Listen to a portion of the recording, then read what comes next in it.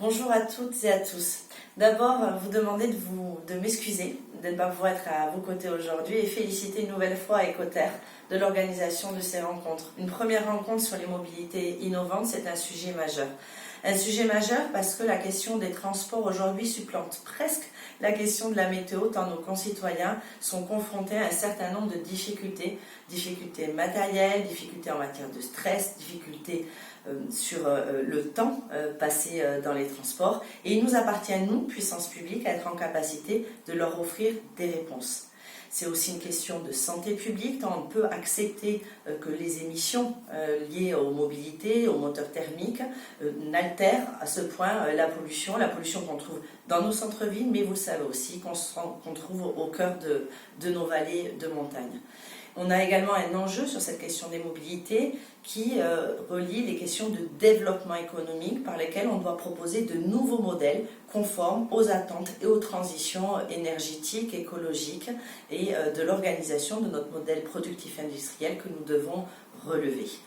Nous avons du coup, face à ces enjeux, la nécessité de nous unir, de collaborer entre acteurs privés, acteurs publics, monde de la recherche, milieu industriel, mais également acteurs de la formation, pour pouvoir préparer les compétences de demain, pour pouvoir mettre en œuvre les technologies clés de demain, que ce soit celle d'une nouvelle motorisation, que ce soit celle sur la question des usages, où on passerait d'un modèle de véhicule propriétaire à un modèle de véhicule partagé, sur lequel on qualifierait différents types d'usages, ou que ce soit sur la question du véhicule autonome qui embarque des systèmes toujours plus importants et qui d'ailleurs demain contribueront à hauteur de 30% de la valeur du véhicule.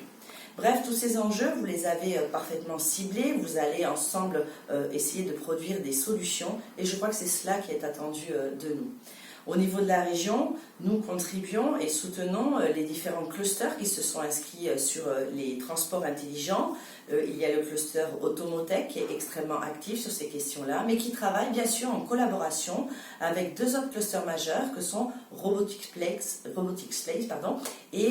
MIPIRAI. De la même manière, il nous a semblé opportun de décliner sur le plan régional, et nous sommes la seule et première région aujourd'hui à l'avoir mise en œuvre, le comité stratégique de filière automobile, qui est aujourd'hui présidé par Renault Software Lab, pour mettre ensemble tous les acteurs du monde académique, du monde industriel, de celles et ceux qui pensent les mobilités de demain, pour pouvoir bâtir des réponses efficientes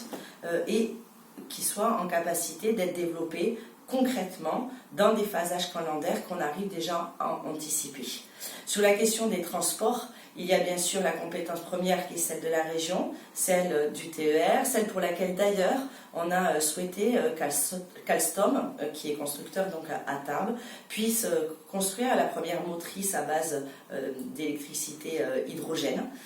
Vous savez que sur ce sujet-là, sur lequel Ecoterre a déjà planché, la région a annoncé un très grand plan par la voix de sa présidente de 150 millions à 200 millions d'euros pour les années qui viennent. Nous voulons faire une région en pointe sur la transition énergétique. En pointe sur la transition énergétique, c'est être une région énergie positive d'ici 2050, mais c'est permettre à tous, aux citoyens, aux entreprises, à nos industriels, de s'emparer de ces sujets-là.